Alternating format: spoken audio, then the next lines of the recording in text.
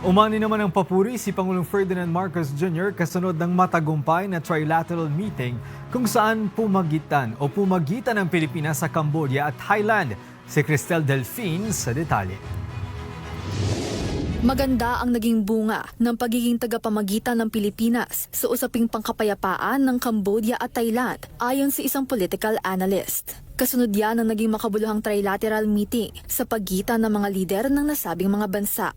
In our capacity as chair of ASEAN for 2026 to Cambodia and Thailand, in order to provide a meaningful space for constructive dialogue on their bilateral border issues.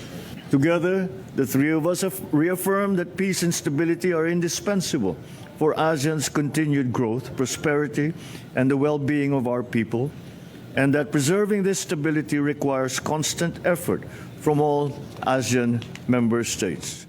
Ayon kay Professor Froilan Calilong, pinatibay nito ang reputasyon ng Pilipinas bilang lider sa diplomasya sa Southeast Asia.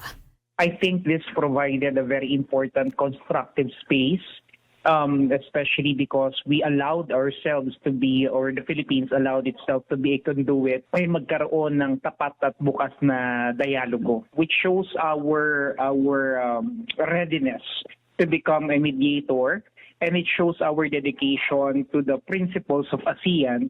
Dagdag pa niya, makatutulong din ito sa economic at commercial relations, lalo na sa paghihikayat ng investors na mamuhunan sa bansa. Posible rin anya itong magamit bilang reference para sa peacekeeping at conflict management. Inaasahang mapapanatili rin ito ang magandang ugnayan ng mga bansa at iba pang member states ng ASEAN.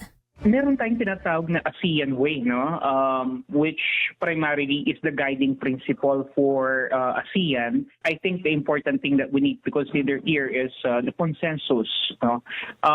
Ideally, dapat lahat ng desisyon dapat napapagkasunduan, and yung use of force is something that we can never tolerate. Sa naganap na pagpupulong ng tatlong bansa, napag-usapan ng kahalagahan ng ASEAN Observer Team at iba pang mga hakbang para matiyak ang pagpapatupad ng ceasefire at mapanatili ang kapayapaan sa gitna ng border conflicts.